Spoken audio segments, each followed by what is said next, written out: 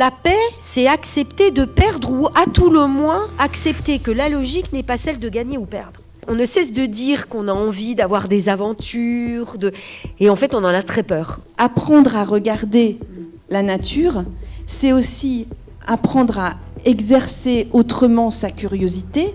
Et on sait qu'on est fait pour plus grand que ce qu'on vit. Le seul universel qui nous reste, je crois que c'est la beauté.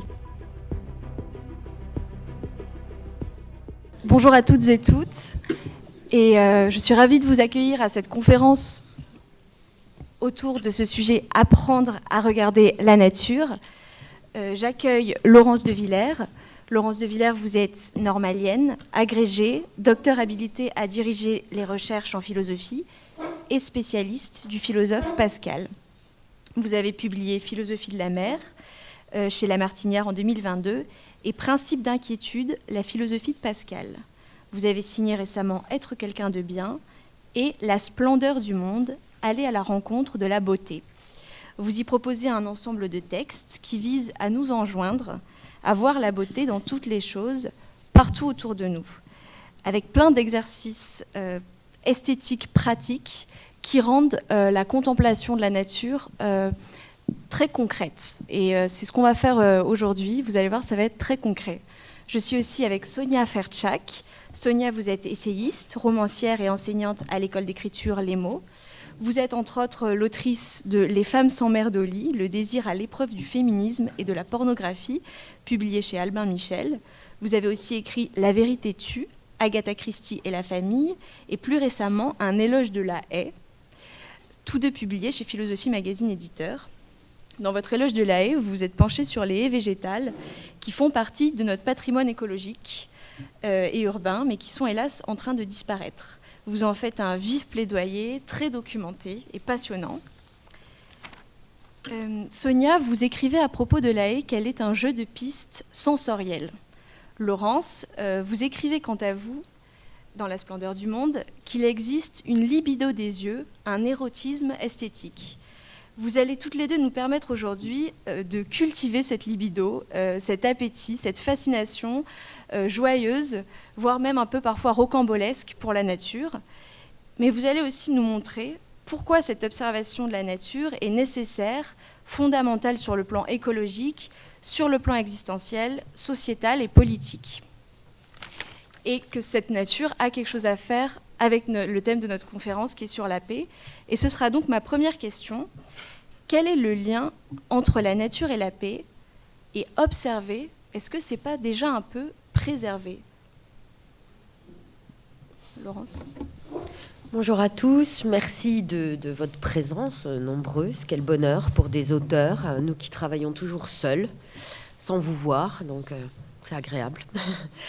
Mais je pense que le thème de la paix n'allait pas sans son contraire, l'un de ses contraires, parce qu'il y en a d'autres qui est la guerre, et je pense que tous, peut-être, on va respirer avec cette idée qu'il y a des choses qui nous opposent et qui nous opposeront peut-être de manière irrémédiable, parce que nous commettrons l'impardonnable, mais il y a des choses qui nous rassemblent. Et moi, je vais vous donner un exemple très concret pour vous répondre, Clara. Je me suis aperçue que quand je voyageais seule, la plupart du temps je voyage seule, presque tout le temps, et que je voyais quelque chose de beau, alors très souvent c'est lié à la mer, hein. Je pense au Vendée Globe là, qui est parti à 13h02, et j'aurais voulu, mais ça n'a pas été le cas, qu'il parte avec un message de paix. De paix, faire la paix avec la nature. Voilà, moi ça me semble important. Il faut d'abord faire la paix avec soi pour faire la paix avec la nature, et je vous donne l'exemple que j'ai en tête, et puis vous dire ce que pourrait pouvoir dire rapidement faire la paix avec soi et avec la nature. Je me suis aperçue donc quand je voyageais seule et que je voyais quelque chose de beau, j'éprouvais le besoin de dire à haute voix « Oh, c'est beau !» À haute voix. Mais pourquoi? Je suis toute seule. Pourquoi je le dis à haute voix? Et vraiment à haute voix, et je le redis. C'est-à-dire, il y a une première fois, je pense que c'est d'être subjugué. On ne s'attend pas à la beauté. Et en plus, moi, j'ai essayé de créer cette idée de splendeur, parce que ce qui m'intéresse, c'est la beauté qui ne se signale pas. Donc, la beauté à côté de laquelle on peut totalement passer, puisqu'elle ne se signale pas. Souvent, elle est incognito, silencieuse, à pas feutrer un détail. Et donc, une première fois, je dis « Oh, c'est beau !» Puis une deuxième fois, je dis « C'est beau !» Il y a presque les larmes qui viennent. Et en même temps, il y a ce besoin de le dire. Pourquoi ? Je pense que... Alors, une explication, je crois que c'est une déclaration d'amour, c'est la libido. Je pense qu'on ne dit pas au monde « j'aime ça ». Ça, on le fait à longueur de journée. Hein. On nous demande d'évaluer l'hôtel, le restaurant. Moi, je ne le fais jamais, j'ai horreur de ça, je n'évalue pas. Mais je crois qu'on fait une déclaration d'amour, c'est une libido, c'est érotique. On dit au monde « je t'aime ». On dit au monde « je t'aime ». Et c'est la première chose. Après, je crois que c'est parce qu'il y a trop. Et faire la paix, ça nous demande toujours de sortir de nous-mêmes, de faire advenir quelque chose qui est plus que ce qu'on a. On ne fait pas la paix quand les conditions de paix sont là. On fait la paix quand elles ne sont pas là. Et je pense que quand on dit, comme l'espoir, hein, on n'espère pas quand on a des raisons d'espérer, on espère quand il n'y a plus rien à espérer. Et bien je pense qu'on dit c'est beau à haute voix quand on est déjà sorti de soi. Alors, vous voyez, quand les gens me disent tu voyages seul pour te retrouver, je dis surtout pas. Je veux absolument pas me trouver ni me retrouver, je veux me fuir. Moi, j'y vais pour voir. Et voilà, le dernier point, et je vous laisse la parole. Je pense qu'il y a une manière de voir, et pour éviter tout malentendu, je dis voir de manière générique. Voir, pour moi, c'est un déchaînement, un dérèglement de tous les sens. C'est sentir, entendre, toucher. Quand on nage, moi j'appelle ça voir, mais on devient la chair de la mer, on suit son rythme parce qu'on n'a jamais contre la mer. On a ses couleurs, on voit, on sent, on touche, la mer ça sent. Donc moi j'appelle ça voir, nager pour moi c'est voir. Donc voilà, pour ôter tout malentendu, quand je dirais voir, ça veut dire tout ça. Mais je pense qu'on ne peut pas voir si on n'est pas en paix avec soi-même. Alors très concrètement, être en paix avec soi-même, c'est surtout ne pas s'angoisser de savoir ce qu'il y a à voir. Je vous dis ça comme si c'était facile, hein. Je m'exerce tous les jours à faire ça. Hein. La philosophie ne donne pas de leçons, hein. Elle vous dit nos problèmes. Mais par exemple, je fais des visites philosophiques au musée d'Orsay et certaines personnes du public me disent « Vous nous direz bien ce qu'il y a à voir hein. ». Ah, je ne dis pas du tout. Un de mes maîtres, c'est Daniel Arras qui a écrit un livre, c'est le plus grand, hein, Daniel Arras. Il n'y a rien à voir, le titre de son livre. Donc, faire la paix avec soi-même dans le monde, ça implique beaucoup d'autres choses, mais pour ce qui nous occupe, voir la splendeur du monde, ou la beauté, naturelle ou culturelle d'ailleurs, hein, faire la paix avec soi-même, c'est-à-dire arrêter de se dire qu'il y a quelque chose qu'il faudrait absolument que je voie, ou avoir peur de ne pas voir la bonne chose. Ou alors, ça m'est arrivé aussi au musée d'Orsay, je disais, bah, c'est pas beau ça. Oh, on était très choqués. Mais attendez, c'est au musée d'Orsay, c'est dans les guides, dans les fameux guides où il y a écrit les 1001 choses à voir avant de mourir. Enfin, ça, c'est l'angoisse suprême, ces livres. Hein. Vous voyez, et ne rien mettre entre nous et ce qu'on voit, c'est faire la paix. Mais ne pas mettre même, on va en reparler, mais l'appareil photo. Ne pas le mettre. Et alors, encore moins moi, devant le paysage. Comme si, en fait, il y avait quelque chose à voir si on me voyait d'abord moi. Donc, faire la paix avec soi, je pense que c'est ça. C'est une spontanéité qui peut faire peur. Hein. Je crois qu'on a peur de la liberté, de toute façon. Mais il faut être libre, c'est tout. Et puis, faire la paix avec le monde. Je ne suis pas là pour le capturer, pour le capter, pour le décrypter, pour le posséder. Le monde, c'est un animal sauvage. Hein. La beauté, elle passe, elle est fugace, elle ne vous a pas attendu, elle n'a rien à faire de nous. Moi, je pleure chaque fois que je quitte mon endroit en Corse, parce que je me dis, cette mer, elle va continuer à être belle, et moi, je ne serai plus là. Mais c'est une vraie leçon d'humilité. Voilà ce que c'est que la paix, c'est l'humilité. Ça va être beau sans moi, donc je ne dois pas y mettre de moi. Et on se rend compte, paradoxalement, que cette paix, cette tranquillité, où on s'abandonne complètement à ce qu'on voit, fait qu'on n'existe plus pleinement. Mais on ne l'a pas cherché. Ce n'est pas du développement personnel. C'est vraiment, pour moi, c'est une attitude qui est proche de l'ascèse mystique. Moi, je compte pas. Ce qui compte, c'est ce que je vois. Donc, voilà. Merci beaucoup. Sonia, vous qui vous êtes perdue dans les dédales de cet objet philosophique passionnant qu'est la haie, qu'est-ce que vous répondez à Laurence et à cette idée que observer, c'est déjà un peu parfois préserver ? Bonjour à toutes, bonjour à tous. Alors, je suis déjà joyeuse de cette discussion. Je pense que ça se voit. D'abord, une toute petite chose, c'est que on s'était croisés avec Laurence de Villers à Paris, et on s'était dit, les haies, la splendeur du monde, on a certainement des choses à se dire, ça serait chouette de faire quelque chose ensemble. On ne l'avait pas encore fait, et je crois qu'on est très heureuse de ça. Et merci à Agen de le permettre, parce que Paris l'a pas permis. Merci beaucoup de cette invitation. Alors, plein de choses. Très précisément, votre question, Clara, oui, regarder, c'est déjà protéger. Je m'aperçois que, au bout de je ne sais plus combien de mois depuis la sortie du livre, il y a quelque chose que j'aime beaucoup raconter. C'est l'expérience, le concept d'un lépidoptériste, un spécialiste des papillons américain qui s'appelle Robert Michael Pyle. Et cet homme, quand il était petit, dans l'Oregon, il avait 7 ans, et pour aller à l'école, il devait traverser un marécage. Et dans ce marécage, il y avait des plantes semi-aquatiques et des petits papillons, des bronzés d'Amérique, qu'en fait on trouve ici, en France. Ils sont tout petits, marrons, un peu bleutés, ils sont ravissants. Et donc il admirait ces bronzés d'Amérique. Et un jour, le marécage a été bétonné. Et donc, les bronzés d'Amérique, ils sont partis butiner ailleurs. Et lui, il s'est dit, du haut de ses 7 ans, moi, je me rends compte qu'ils ont disparu, mais je suis sûre qu'il y a plein de gens qui ne s'en sont pas rendus compte. Et il a développé ce concept que j'adore, qui est le concept d'extinction de l'expérience. Il a conceptualisé ça en 1993. L'idée, toute simple, c'est presque des truismes, c'est la suivante, c'est que quand la flore ou la faune disparaît, on ne peut plus en faire l'expérience directe. Et quand l'expérience directe n'est plus possible, ça veut dire que on n'a plus conscience de ce qui a disparu si ça se met à disparaître. Et il se fondait sur une observation qu'on peut tous faire et que j'ai faite il n'y a pas longtemps auprès d'une classe de CM1. Ils étaient géniaux, on est allé visiter des haies, se balader, etc. Ils m'ont montré leur mare. Et je leur ai posé cette question toute simple, est-ce que vous pouvez me citer 3 animaux de la savane? Ils m'ont dit oui, le lion, la girafe, les lions. Ils étaient très forts, ils en avaient plus que 3. 3 poissons de nos rivières. Et pourtant, ces enfants, qui étaient plein milieu, une petite école à la Colette, au milieu de la prairie, ils ne savaient pas. Et ça, c'est très fort, c'est qu'aujourd'hui, on a de moins en moins, alors peut-être ici, je ne sais pas, mais nous, alors à Paris, on a de moins en moins l'expérience directe de la nature.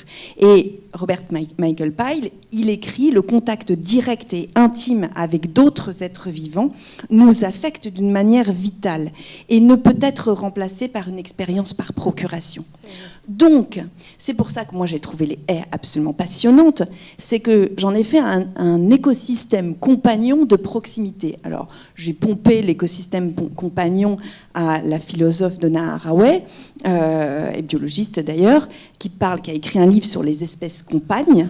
Et moi, j'ai fait un écosystème compagnon, c'est parce qu'il nous permet, on peut y avoir un accès direct de proximité, et c'est un écosystème extrêmement riche. Et donc, de ce point de vue-là, regarder, tout ça, c'est déjà protégé. Après, sur la question de la paix, je me suis rendu compte, alors ça, c'était pas au début, c'était pas au moment de l'intention du livre, mais au fur et à mesure que j'écrivais, je me suis rendu compte que la question pour moi n'était pas de faire la paix avec la nature. Personnellement, j'ai toujours adoré les bestioles, les animaux. Je rêvais d'avoir un chien, un chat, le jardin. En revanche, je me suis rendu compte que mon rapport à la nature, j'étais pas en paix avec lui. Ouais. Et parce que on vit une époque, une ère, l'Anthropocène, où on se rend compte que l'humain est responsable de la plus grande partie qu'aujourd'hui la nature est affectée par l'activité humaine, que l'humain est responsable de la destruction de la nature à une échelle jamais éprouvée. Et du coup, on peut en concevoir un sentiment d'impuissance, voire de culpabilité. J'ai différé le moment dans le livre où je parlais de mon rapport à la viande, et ça me pose problème. C'est-à-dire que je fais attention, je trouve une araignée dans la maison, je prends soin de la mettre dehors, mais après je vais manger mon steak. Pas moi, je suis végétarienne. Mais dans la nature, le vivant mange le vivant. Ce qui nous pose problème aujourd'hui, c'est les conditions d'élevage, d'abattage, de transport. Et tout ça perturbe. Donc, j'ai essayé, je me suis rendu compte après coup, que ce livre est une tentative de faire la paix, non pas directement avec la nature, mais avec mon rapport à la nature. Et la dernière chose que je voulais dire par rapport à tout ce qu'a dit Laurence, qui est incroyable, c'est que le livre de Laurence, mais je l'ai corné à toutes les pages. C'est-à-dire que les endroits où on dialogue, voire on dit quasiment la même chose sans le savoir, c'est absolument fascinant. Et notamment cette idée que le beau, c'est ce qu'on n'attendait pas. Bah, la haie, en fait, ça émerveille pour peu qu'on s'y arrête. Plus l'essence, tu disais, regardez, bah voilà, c'est les haies au début. Ma première expérience consciente, parce que je me suis rendu compte qu'en fait, ça faisait très longtemps, j'ai eu la chance d'avoir des grands-parents qui avaient une petite maison dont le jardin était bordé d'une haie. Et ça, c'est génial pour les enfants parce que c'est pas dangereux, une haie. Donc on peut aller crapahuter, aller chercher son ballon en fermant les yeux pour pas se piquer aux aubépines. On peut aller découvrir, je me souviens de fois où je découvrais une grenouille. Enfin, c'était génial. Mais ma première expérience consciente, que je raconte d'ailleurs dans le livre, c'est avec mon chien. Et le chien, il était complètement fou dans la haie. Parce que lui, il a ses sens surdéveloppés de l'odorat et de l'ouïe. Et donc, pour le chien, pour le chat, la haie, c'est Netflix. Donc, là aussi, il y a quelque chose de très, très sensoriel dans votre livre, Laurence de Villers, qui m'a... Enfin, je me suis... Voilà, on a envie de partager. Oui, c'est beau. Alors, juste une chose, si Claire me permet... Pour montrer qu'effectivement c'est un dialogue qu'on n'a jamais mené ensemble, mais qui en fait est existant. Je pense, quand j'ai dit voir, et c'est vous qui m'y faites penser, moi je ne fais pas de distinction entre l'intellectuel et le charnel. Ça paraît curieux, hein, parce que j'ai choisi la philosophie. Ça veut dire que, en plus, la philosophie cartésienne. Donc ça voudrait dire que normalement, je vis plus dans mon esprit et que mon corps. Je pense que, c'est un contresens sur Descartes, mais qui est persistant. Un jour, je vous dirai pourquoi c'est pas vrai. Mais c'est absolument pas cartésien de dire qu'on est un pur esprit. C'est anti-cartésien au possible. Mais parce que je pense qu'on a monté en épingle des distinctions que ne contient pas l'Occident, d'ailleurs.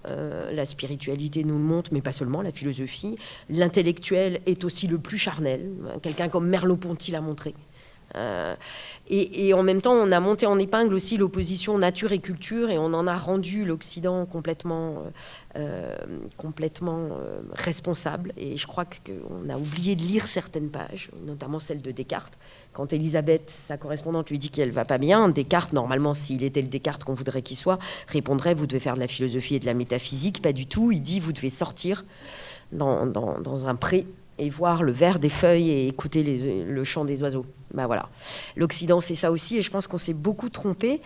Donc quand j'ai dit voir, pour moi, le beau ou la splendeur, parce que c'est plus modeste, ça fait autant penser, ça rend intelligent, ça fait penser, que ça fait frémir. On a à la fois des frissons, mais aussi plein d'idées. Moi, je sais que quand je nage, c'est curieux, hein, et j'ai des idées philosophiques qui me viennent. J'ai un rapport à l'abstraction qui est facilité.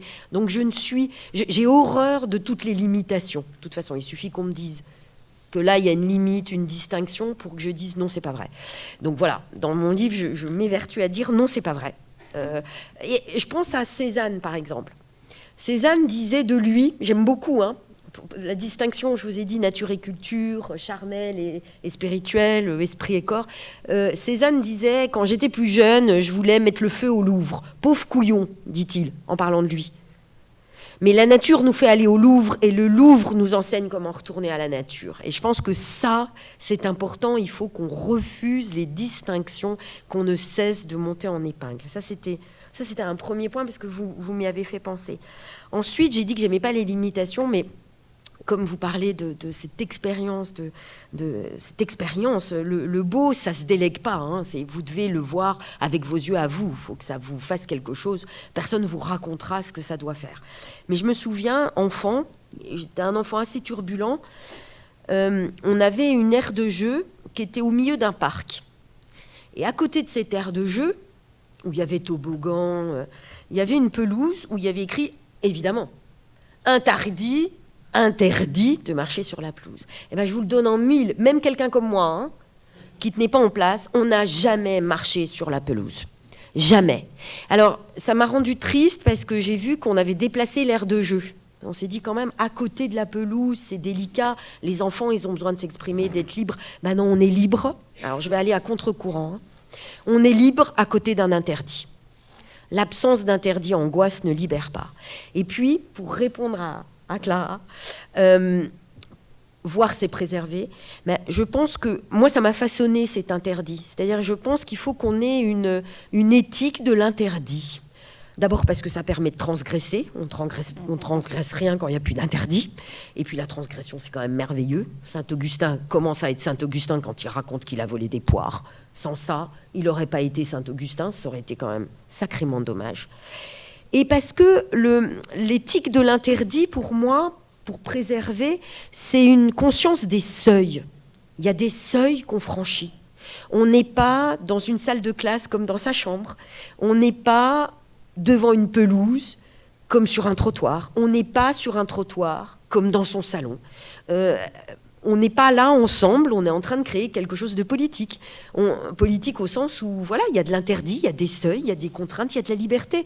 Et je pense que préserver, c'est avoir cette conscience des seuils, on franchit des seuils. Entrer dans la mer, c'est franchir un seuil, on ne jette pas un mégot dans la mer. Et je pense que d'une certaine façon, je fais exprès d'être provocatrice, hein, mais il faut réhabiliter l'interdit. Et chaque fois que je vois la nature saccagée, mais ça commence par, je vais être encore plus provocatrice, manger de la viande, ou hurler contre son chien, ou enterrer son mégot dans la plage, ou jeter des plastiques en mer, j'ai l'impression qu'on piétine et qu'on saccage mon enfance. Parce que dans mon enfance, vibre le verre de cette pelouse interdite.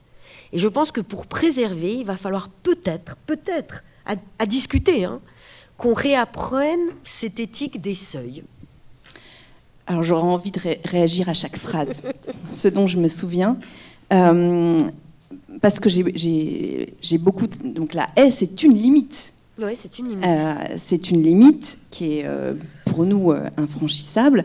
Alors et c'est une limite qui génère... Donc à la fois c'est une limite, on ne peut pas passer, quelquefois on est embêté, on croyait pouvoir faire cette balade en passant là, et puis en fait on arrive au bout du champ, mais on ne peut pas passer, on est obligé de faire des kilomètres en arrière. Et puis en même temps, ça peut être une limite rassurante, c'est-à-dire que la haie dans le jardin, elle nous permet, de bronzer tout nu, d'être tranquillou sans le regard du voisin. Et puis c'est une limite, alors on viendra peut-être tout à l'heure pour les expériences situées, mais pour les animaux, il faut se souvenir que le fil de fer barbelé, finalement, c'est la ronce, c'est-à-dire une des plantes majeures de la haie bocagère, mais c'est la ronce uniquement coercitive, sans le côté protecteur de la limite. Les limites, on en a besoin. On en a besoin ne serait-ce que pour transgresser, pour ne pas être confronté à la liberté, donc à l'infini, effrayant. Et les limites, à la fois qui nous cassent les pieds et en même temps qui nous rassurent, souvent ce sont les mêmes. Justement, sur la limite, la haie, c'est ce qui est hors du champ, ce qui nous empêche de voir de l'autre côté. Et il y a un concept que j'ai trouvé intéressant aussi, c'est Deleuze, Gilles Deleuze, qui mentionne deux sortes de hors-champ et qui s'applique parfaitement à la haie. Le hors-champ dans un tableau, si vous prenez là, le tableau là, avec le monsieur, on voit qu'il est à côté de son bureau. Son bureau est coupé, mais on va tous le prolonger en pensée. On sait que ce bureau, dans la vraie vie du monsieur, il n'est pas coupé, il se prolonge. Ça, c'est ce que Gilles Deleuze appelle le hors-champ relatif. Quand je regarde ma haie, je sais que de l'autre côté, il y a encore des arbres, il y a peut-être la rivière, je continue. Par ailleurs, il y a un autre hors-champ que Deleuze appelle le hors-champ absolu. C'est là où je ne vois pas, et mon imaginaire se met à se développer à fond. C'est-à-dire, j'imagine. Et Deleuze, il parle d'Hitchcock, qui était très fort pour faire des plans serrés, puisque donc le hors-champ, c'est en peinture, c'est en littérature aussi, quand on ne dit pas tout, c'est l'ellipse, c'est au cinéma. Et donc au cinéma, Hitchcock, c'est vrai que par exemple, si vous vous souvenez dans Psychose de cette scène, mais terrifiante, où on a le détective qui revient de chez Norman Bates, le fou, là, furieux, et qui a commencé à entrevoir la vérité, et il téléphone dans une cabine téléphonique. Et Hitchcock, qui n'était pas un mec très sympa, mais qui était franchement un cinéaste de génie, il filme la cabine téléphonique, mais au plus serré. On voit juste le type qui téléphone, le détective, et juste le pourtour de la cabine. Et nous, on sait que dans les parages, il y a Norman Bates. Bon, mais c'est terrifiant, ça dure, je sais pas, 20 secondes, mais c'est terrifiant. Et en fait, dans La Haye, il y a un peu ça. C'est-à-dire que, surtout, si je suis accompagnée du chien et du chat, j'entends des bruits que je ne comprends pas, je sais qu'il se passe des trucs et je ne vois pas. Et du coup, mon imagination embraye et je me mets à imaginer plein de trucs. J'entends un bruit fou, je me dis, ah, c'est un renard, c'est un hérisson, c'est quoi ? Et puis en fait, c'est peut-être une toute petite souris. Ou alors, ça peut être Norman Bates. Et il y a ce truc de La Haye qui permet d'ouvrir, en fait, qui est comme un monde.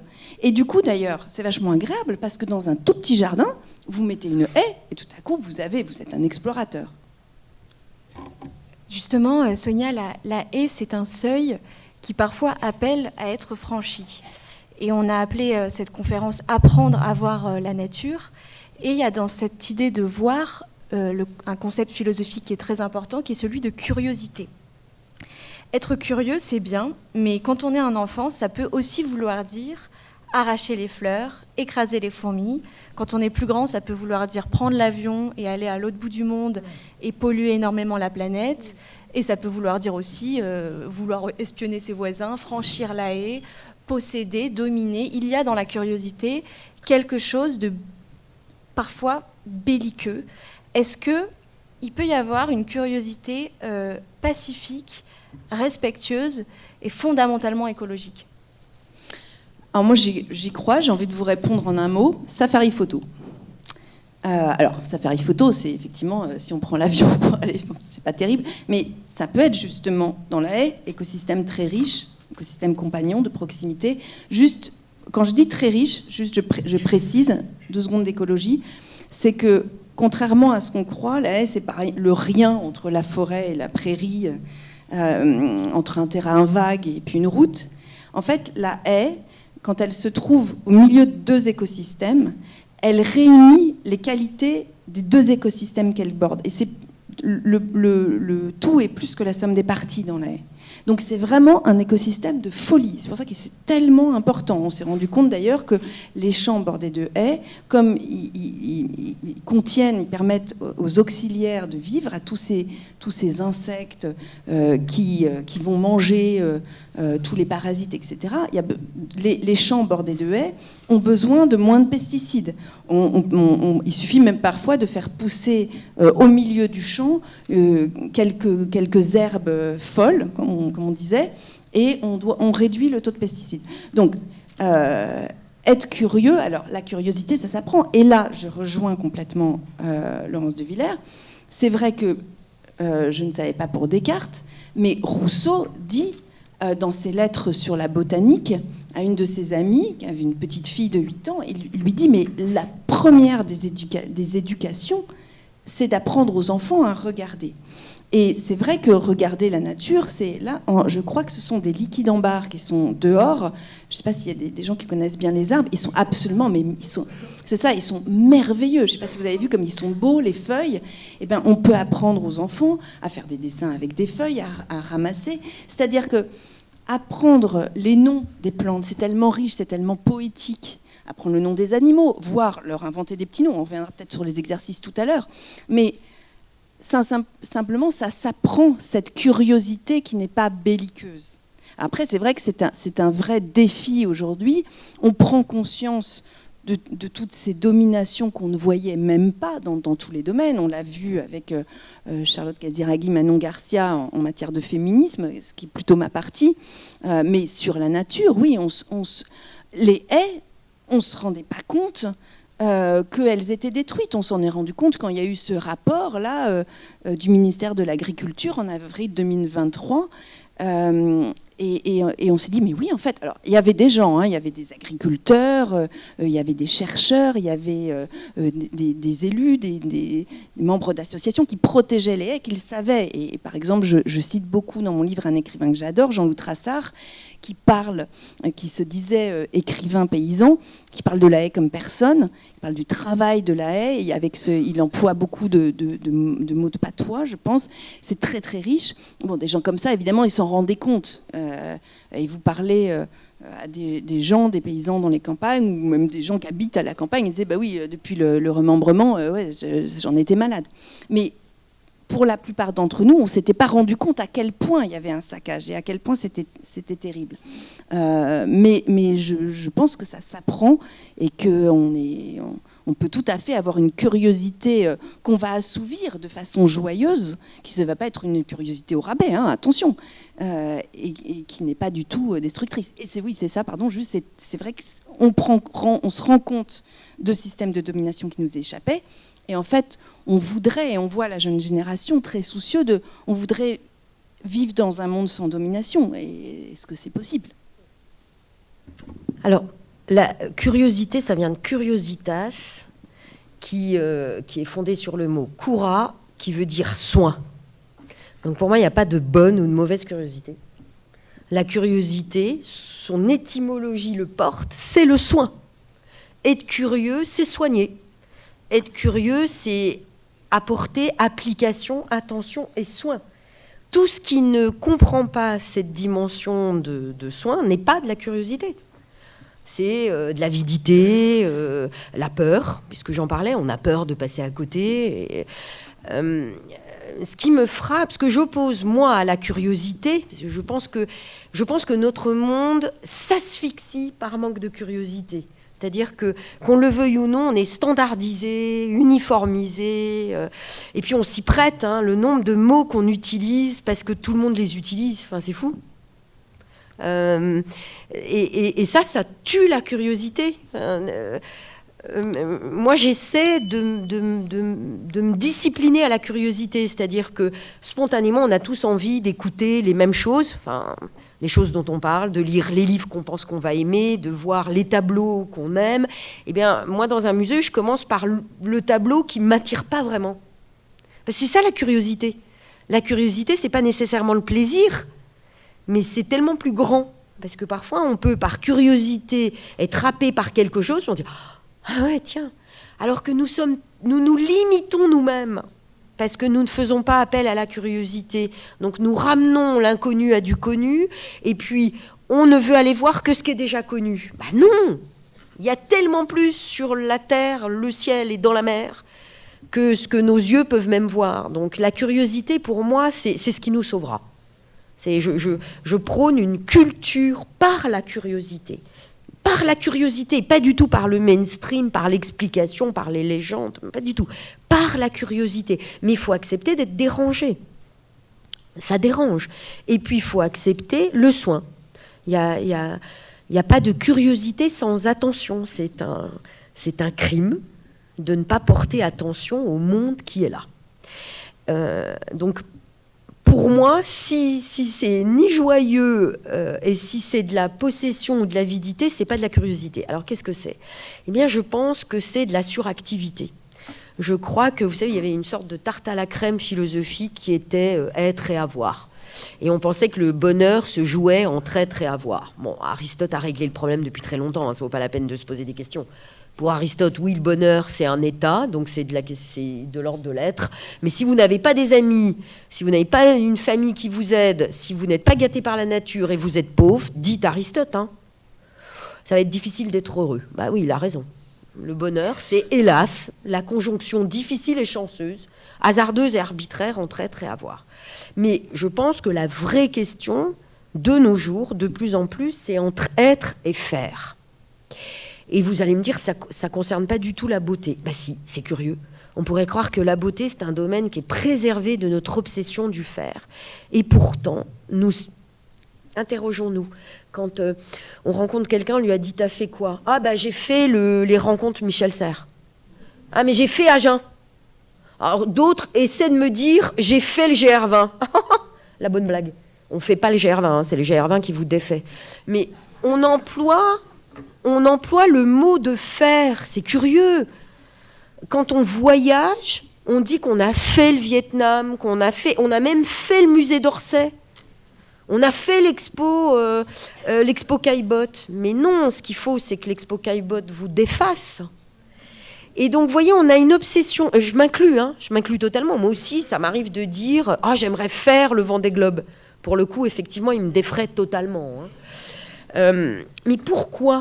Vous voyez, je me suis interrogée, je me suis dit, comment ça se fait que la beauté, qui semble un domaine qui n'a la beauté du monde, du culturel, hein, même la beauté des gestes et des paroles, mais qui est un domaine qui, normalement, n'a rien à voir avec le faire, c'est quand même le mot qu'on utilise et qu'on utilise, mais spontanément. Parce que je pense qu'il y a deux choses. Je pense que nous avons peur de ne pas être quelqu'un si nous ne faisons pas quelque chose. D'ailleurs, une preuve, la question déconcertante, moi, ça me pose toujours un problème. Qu'est-ce que tu fais dans la vie ? Déjà, j'essaie de vivre, c'est beaucoup, hein, ça m'occupe. Hein. Mais qu'est-ce que tu fais ? Parce que ça tranquillise. Ah ouais, elle est dans le domaine philosophique, oui, c'est une intello. Et je pense qu'on a tous besoin de ça, de se raccrocher à un faire qui semble plus stable, moins soumis aux aléas. Je parlais de l'arbitraire. Bah oui, la vie, c'est fait d'arbitraire et de hasard. Beaucoup. Beaucoup plus que de destin. C'est formidable d'avoir un destin. Mais on est beaucoup plus l'objet du hasard et de l'arbitraire. Mais alors, quand on fait, on a l'impression qu'on est aux commandes, qu'on maîtrise. On a fait le GR20. Et puis, parce que... Alors là, vous allez deviner qui est mon maître en philosophie, mais j'en ai beaucoup, mais il y en a un quand même qui m'a à tout jamais convaincu, et c'est dur de s'en défaire, et parce que je crois que... Donc on a l'impression qu'il faut des preuves de l'existence de soi si on fait quelque chose. Et parce que je crois que c'est très difficile de se contenter d'être là, tout simplement, d'exister. Alors que la beauté, mais celle que vous entreapercevez, on a vu ensemble des oiseaux qui se réchauffaient sur le toit de l'église, voilà la splendeur. Personne n'a dit « Attention, ça, il faut le voir avant de mourir. Hein. » Non, personne. On l'a vu toutes les deux. C'est ça pour moi la splendeur. Hein. C'est quelque chose qui rayonne tout d'un coup. Il y a une lumière qui s'allume dans le monde. Mais ça demande simplement d'être là, et même d'être là à pas feutrer. Si on peut s'oublier, arrêter de la ramener et puis s'abandonner dans ce qu'on voit. Mais ça nous est très difficile. C'est insupportable. C'est insupportable parce qu'on a tellement peur que la vie soit douloureuse peut-être, ou c'est Pascal, hein, mon maître, vous l'avez reconnu, il dit, hein, si c'était agréable de vivre, pourquoi on s'occuperait à surtout faire autre chose que simplement vivre ? Il a raison, il appelle ça le divertissement. Mais être simplement là pour voir, et je pense que c'est ça la curiosité, c'est n'être plus... J'ai eu la chance incomparable, il y a peu, de dîner avec Claudie Aigneret, la première femme spationaute française. Et évidemment, je l'ai harcelée de questions. Hein, ça fait quoi de voir la Terre, les espaces infinis, enfin, vous imaginez. Et à un moment, elle m'a dit, attends, mais tranquillise-toi. Hein. Tu sais, on est en apesanteur, donc on ne vit pas normalement. Et à un moment donné, je n'étais plus que deux yeux.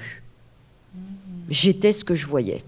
Vous voyez, comme on écrit un livre sur la beauté, il faut que Claudie Aigneret vous dise, mais tranquillise-toi. Hein. Arrête de me poser des questions. Je n'étais plus que deux yeux. Mais c'est ça. Il faut qu'on ne soit plus... La curiosité, c'est ça. C'est n'être plus que deux yeux. Et moi, je vais même plus loin. Je dis qu'on confond regarder et voir. On regarde comme on vérifie. Il faut absolument regarder. Regarde. Et parfois, on est des touristes du regard. On veut absolument... Non, mais attends, là, il faut qu'on fasse la fontaine de Trévi. Hein, c'est pas... Et est-ce qu'elle ressemble vraiment aux photos et aux guides ? Non. Le réel ne ressemblera jamais à ce qui était prévu. Moi, je pense qu'il faut voir, c'est-à-dire de manière sabbatique. On prend un congé sabbatique. On fait rien. On ne fait rien. On voit. Vous voyez ? Et je pense... Et je pense que la curiosité, c'est cet acte absolument difficile, absolument dérangeant, absolument inconfortable, de simplement voir. Mais ça veut dire ne rien faire. Mais ne rien faire du tout. Quand on m'a dit, mais tu t'ennuies pas quand même en mer, c'est des jours entiers où c'est la mer. Tu fais quoi ? Ah mais je dis, c'est simple, je fais rien. Alors en plus sur un bateau je suis pas douée, donc on comprend très vite qu'on peut pas non plus me demander beaucoup de choses. Je ne fais rien. J'essaie d'être deux yeux qui voient.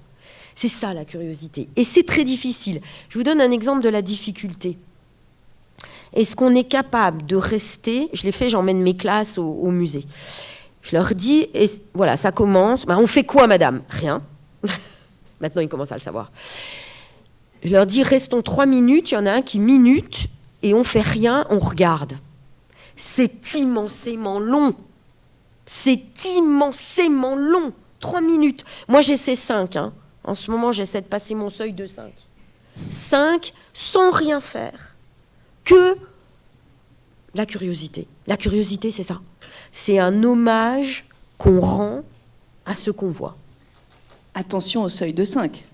Vous risquez de passer dans la performance. Non, moi, je performe pas, moi. Je me développe, ni je ne me performe. Non, c'était une boutade.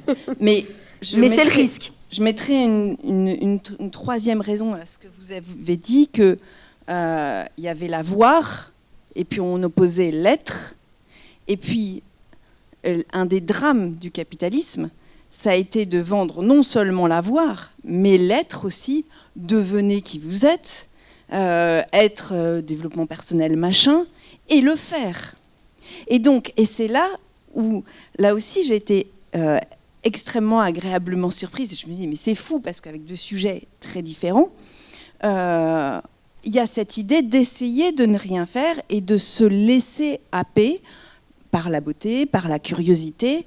Vous parlez de faire silence, et c'est vrai, de se rendre, en fait, c'est l'idée de se rendre disponible, ce que le philosophe et sociologue Hartmut Rosa, il est allemand, parle du concept de résonance, d'essayer de rentrer en résonance avec le monde. Et ça, c'est une très jolie idée. Et de ce point de vue-là, c'est vrai que être prêt pour, y compris des choses insignifiantes. Mais c'est plus intéressant la manière dont vous le dites. C'est se rendre disponible qui compte. C'est même pas entrer en résonance, c'est se rendre disponible pour tout ce qui pourra arriver. Oui, y compris les petits riens du tout. Y compris la rencontre avec une fourmi. J'y repensais hier soir, je pensais à cette discussion. Et c'est vrai que je me souviens, je parle à un moment dans le livre de ce moment où la vigne vierge, tout près de chez moi, la vigne vierge est en fleurs. C'est des fleurs absolument insignifiantes, qui ont l'air de tout petits entonnoirs. C'est franchement pas très beau, mais les abeilles raffolent, enfin tous les butineurs, et notamment les abeilles parisiennes, parce que, vous voyez, capitalisme, enfin je ne suis pas spécialement anti-capitaliste, mais ça c'est vraiment un drame, c'est que, oui, super, greenwashing, on va mettre des ruches partout, résultat, il n'y a pas assez à manger pour les abeilles parisiennes. Non, on est tombé sur le crâne. Bref, donc, au moment où la vigne vierge est en fleurs, les abeilles arrivent et elles se mettent à butiner. Et alors c'est génial parce que, et là aussi, c'est l'idée d'être happé avec un H, c'est qu'en général, je fais autre chose, j'y pense pas, je me dis, tiens, on est le 7 juillet, la vigne vierge va fleurir. Non, pas du tout. Ça se passe depuis plusieurs années de la façon suivante. Je fais autre chose, je sais pas, j'écris, je lis, je fais la vaisselle, et tout à coup, j'entends bzzz, mais un bzzz très, très, très, très fort et très, très permanent, comme une symphonie de bzzz. Et là, je me dis, ah oui, c'est la vigne vierge. Et là, je vais voir, et je m'approche, et les abeilles, elles sont à fond à leur truc. Donc, on peut les approcher tout près. Et j'ai eu cette chance, à un moment, de plonger mon regard dans celui d'une abeille. Mais quelle rencontre incroyable, imprévue, absolument, c'est insignifiant. Les abeilles, en général, on fait pshhh, et puis on veut qu'elles partent. Et croiser le regard d'une abeille, c'est quelque chose de fou. Enfin, je m'en souviendrai toujours. Alors que je croise plein de gens dans le métro que je ne regarde pas. Mais alors là, cette abeille, elle m'a impressionnée. Ouais, vous avez raison. Je pense qu'il faut qu'on parle de la rencontre parce que on imagine que la rencontre n'est pas l'exploit. On imagine que la rencontre, c'est qu'entre sujets humains. On va pas parler de savoir si l'animal est un sujet ou pas. Ça serait une autre année, je vous promets, si vous me lancez là-dessus. Mais là, je vous rejoins totalement. Moi, je pense que j'ai rencontré, la mer, ça oui, et des paysages, même des lumières. C'est une rencontre. Pourquoi ? Parce que je pense que la rencontre, on ne rencontre que si on perd quelque chose. La rencontre, c'est avoir quelque chose à perdre. Alors je sais, ça aussi, ça va à contre-courant, parce qu'on pense que la rencontre nous enrichit. Moi, on me l'a demandé. Très souvent, on me dit « Ah, mais quand vous racontez ces moments que je raconte dans le livre, ces moments où c'est ville ou paysage où je suis allée, puis on me le demande beaucoup avec la mer, mais la mer vous a enrichi. » Ah, je dis pas du tout, elle m'a ôté énormément, elle m'a plumé. Ça m'a plumé. Mais la rencontre, elle vous plume. Forcément, si on ne rencontre pas, si on ne renonce pas à quelque chose. C'est l'inverse de se dire que la rencontre va me permettre d'être davantage moi ou de me nourrir. Je vais y revenir, je vais préciser. C'est à contre-courant, puis après vous verrez peut-être des choses que vous reconnaîtrez, parce que ce qui compte, c'est que c'est ça la philosophie, elle doit aider à éclaircir des expériences qu'on fait nous quand on n'est pas philosophe. Mais je pense que rencontrer, c'est avoir quelque chose à perdre. C'est perdre quelque chose. Alors que l'exploit, c'est gagner. C'est rare les sportifs qui vous disent qu'ils ne s'entraînent pas pour gagner. Quand ils le font, c'est parce qu'ils tombent dans ce vocabulaire du développement personnel et vous disent mais non, c'est pas grave, ce qui comptait c'était de jouer, et puis c'est par l'échec qu'on apprend. Oui, mais enfin bon, quand même, on s'entraîne des années pour gagner. Ça, c'est l'exploit. Et je crois pas qu'on puisse partir en voyage, par exemple, en se disant qu'on va faire un exploit, parce que on va se rendre très perméable à la déception. Le voyage n'est pas la perfection. Je pense qu'on ne cesse de dire qu'on a envie d'avoir des aventures, et en fait, on en a très peur. Le voyage déçoit parce que le réel, c'est jamais ce qu'on attendait. Vous savez, il y a un autre livre qui me sert de guide de voyage. Alors, c'est un peu étrange, mes guides de voyage, parce qu'il y a Pascal, qui voilà, pas forcément le plus grand des aventuriers, et il y a Nicolas Bouvier, mais plus celui du poisson-scorpion, que de l'usage du monde. Pourquoi ? Parce que dans le poisson-scorpion, il rêvait d'exotisme. Il va en Indonésie, il rêvait d'exotisme, Sri Lanka, il rêvait d'exotisme, de parfum, d'épices. Puis il est super malade et tout lui paraît très brutal, très grossier, très violent, les couleurs trop fortes, les odeurs trop puantes. Et en fait, c'est son plus beau voyage. Pas au début, parce qu'il a justement pas ce discours qui veut tout positiver. Et il dit que c'est terrible, que le voyage le rince. Il le dit, le voyage me rince, il n'est plus rien. Et je pense que c'est ça. La rencontre, c'est... Vous savez que vous avez fait une rencontre parce que vous avez perdu quelque chose. Et alors, juste pour revenir quand même à quelque chose, parce que je ne peux pas finir là-dessus...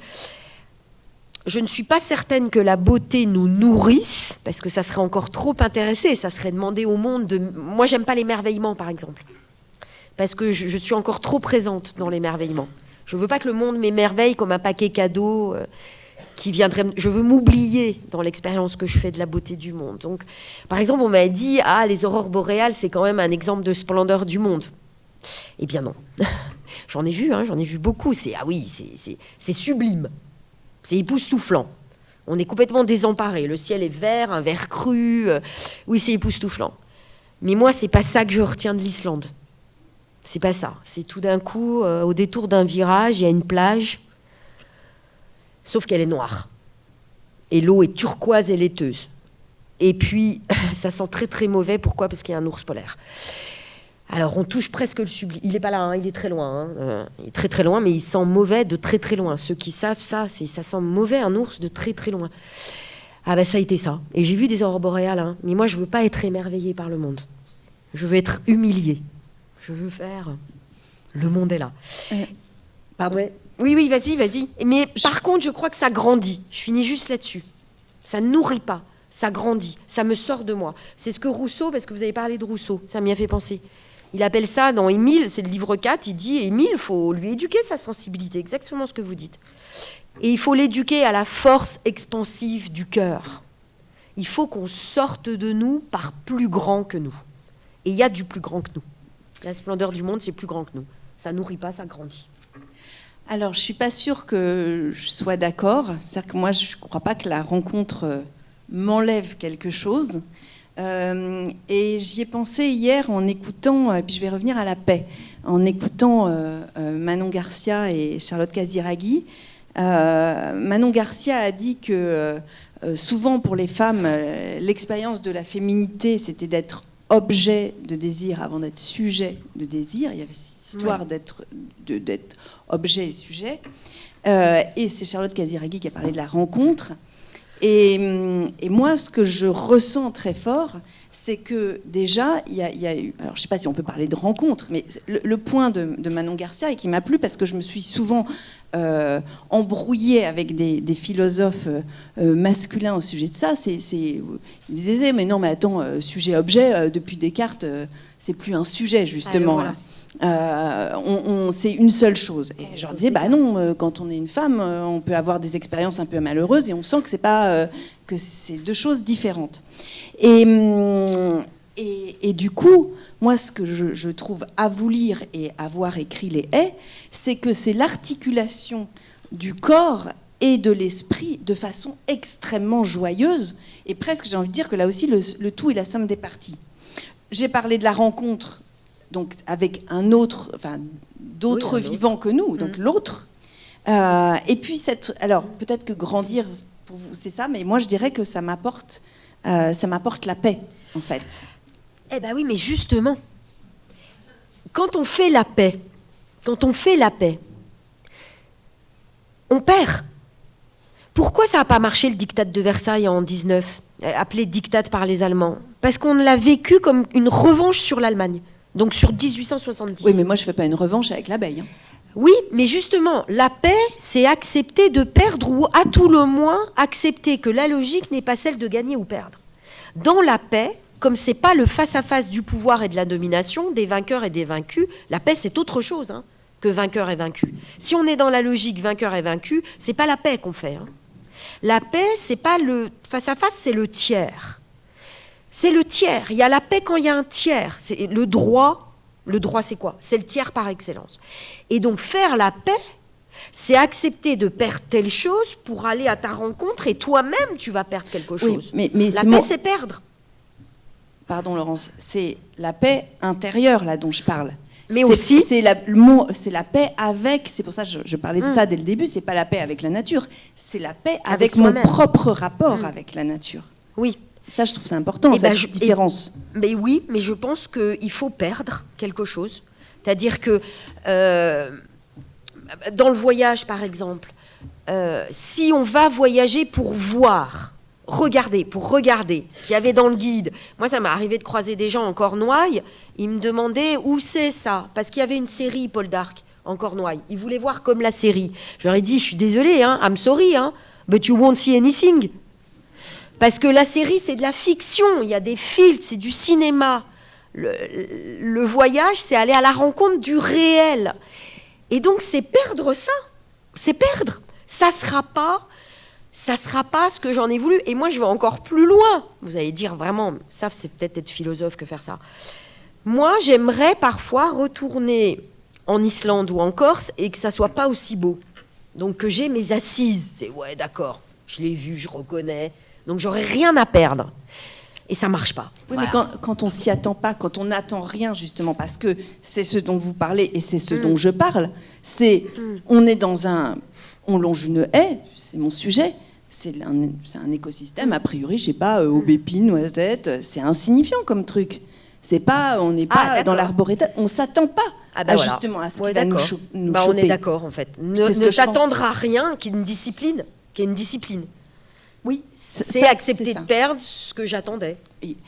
Pour revenir sur les oiseaux qu'on a vus tout à l'heure, on a un ferré, on venait de l'hôtel, et là, sur l'église, le toit incliné comme ça, il y avait, je sais pas, des dizaines de pigeons. Ouais. Donc on s'est dit tout à l'heure, il faisait beau, il y a eu un rayon de soleil, c'était chouette. Ça a dû chauffer les tuiles, et donc ils viennent, il fait la température un peu baissée, ils viennent, se posent tous là, au sauna en fait, ça rayonne, la chaleur rayonne.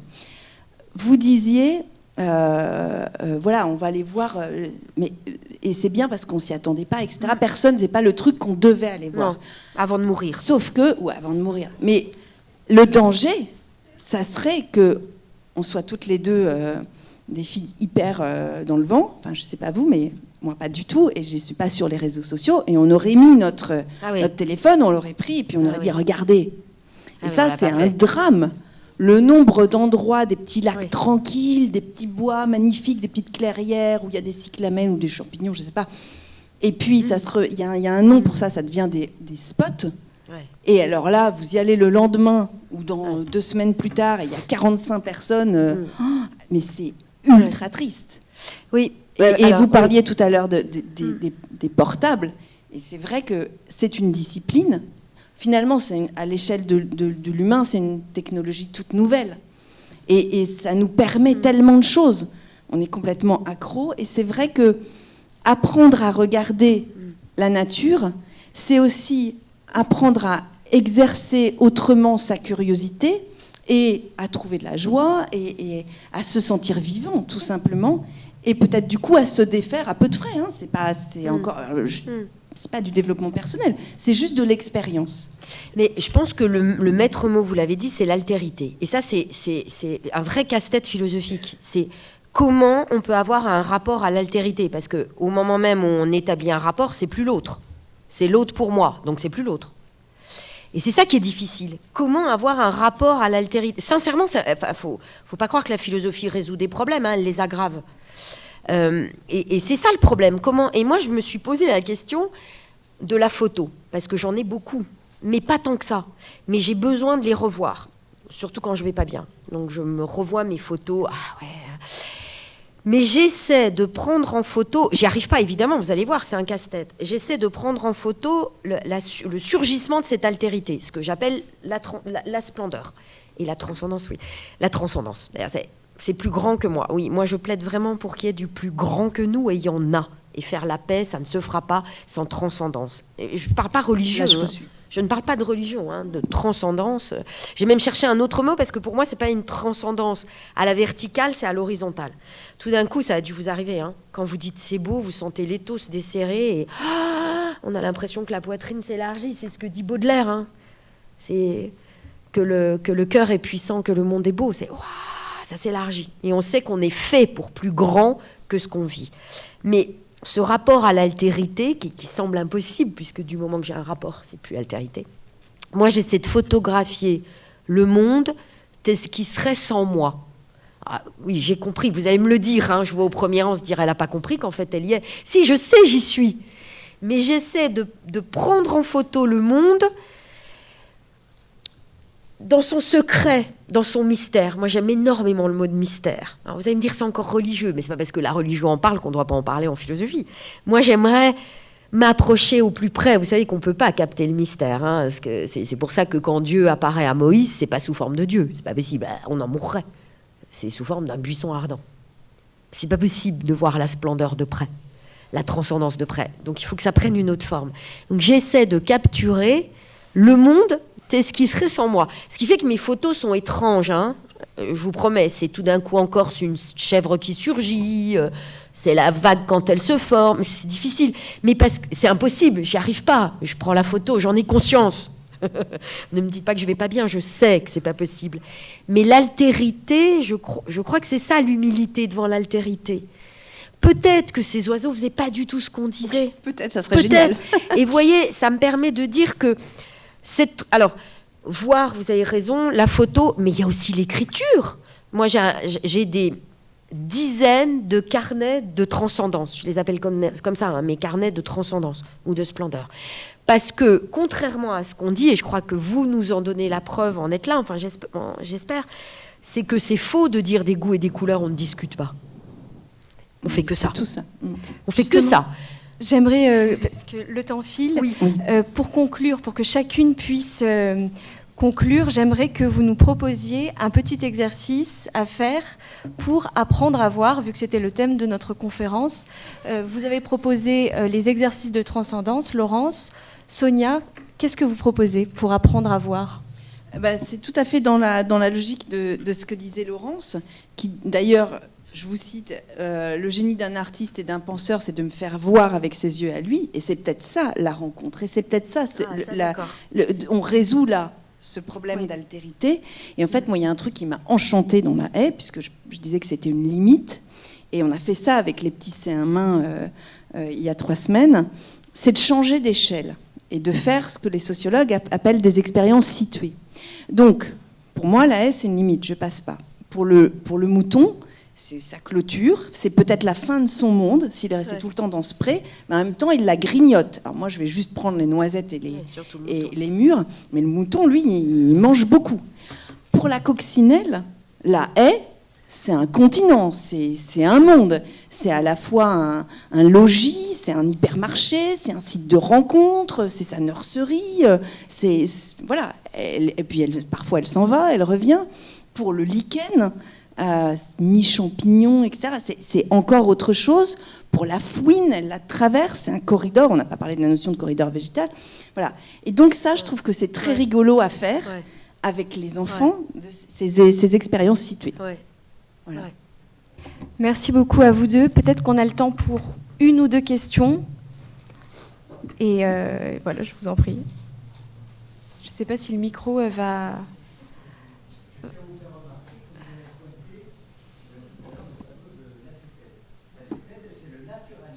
Ah oui, bah oui. Ah génial, mais oui, c'est... Ah bah bravo. Oh, bravo, merci monsieur. Bravo, merci. Ah bah c'est Pierre. Ah ouais. Ah bah génial. Incroyable. Bon, merci. Mais alors cette salle manque toujours autant de femmes, hein, cela dit. De femmes et de nature. Mais vous voyez, je vous vois là, encore une fois, je le répète, n'imaginez pas que les auteurs sont des gens très entourés, on est très très seuls, hein. Pas seulement avec la page blanche, mais on voit pas son public, donc c'est un plaisir. Mais vous voyez, faire la paix, c'est quand même autour de la beauté. Moi, je vais pas me risquer à prophétiser, hein, mais les philosophes font que ça, de toute façon ils prophétisent, mais je crois que le seul universel qui nous reste, on en a perdu beaucoup. Moi je suis croyante par exemple, mais j'ai beaucoup perdu l'universel de l'Église, mais le seul universel qui nous reste, je crois que c'est la beauté. Je suis complètement d'accord. Et je pense qu'il faut, c'est le dernier roue de tous les carrosses, hein, même les carrosses un peu endettés, mais l'éducation à la beauté, ça n'existe pas. Moi, j'ai eu la chance de faire le conservatoire, c'était dur, j'étais très très nulle. Mais Dieu merci, maintenant j'entends des notes. J'entends plus de la musique, enfin je ne peux pas faire autrement qu'entendre des notes. Mais il n'y a pas d'éducation à la beauté dans notre système scolaire, pas du tout. Il y a la musique, mais il y a plein d'autres choses, il y a le théâtre. Et je crois qu'en politique, il n'y a pas... Par exemple, mais un exemple, on va se rendre compte qu'on a saccagé nos centres-villes qui ressemblent à des halls de gare parce qu'on a fait des halls de gare des centres-villes. Maintenant, on va pas à la gare, hein, il y a des magasins, bon, très bien, mais il y a l'urbanisme a saccagé, beaucoup. Mais je pense qu'il n'est pas compliqué. Il y a des gens plus doués que moi, mais j'en ai parlé au ministère de la transition écologique. J'ai dit qu'il fallait un ministère de la transition esthétique.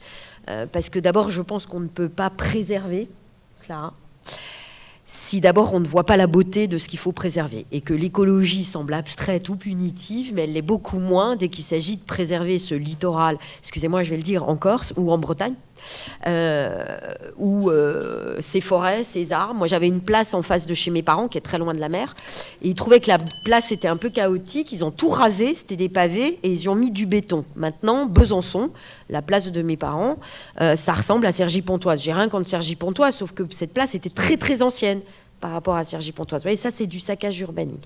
Je dis pas ça parce que je suis réactionnaire, je crois pas, hein. Mais je pense que la politique, elle doit intégrer dans ses modélisations, et la politique de la ville, la beauté. La beauté, et c'est ça qui nous rassemblera. On voit monter, je sais qu'il y a un géographe qui va parler après. Oui, c'est une notion qu'on voit monter en sciences humaines, c'est la notion de paysage. Mais oui, totalement. Parce que je crois qu'on est en train de se rendre compte, avec la crise climatique, que peut-être nos paysages vont changer, et qu'on est très, très attachés à nos paysages. Et je rejoins complètement Laurence, c'est tout autre chose. Quand on sort on a contemplé la beauté avec des gens qu'on ne connaît pas, on a la banane, et là, on se sent, on est en paix, c'est agréable, on peut être avec l'autre et vivre ensemble de façon très pacifique, comme une évidence, après avoir contemplé la beauté. Ouais. Merci à vous deux pour ce beau bol d'air frais, c'était très rafraîchissant, merci.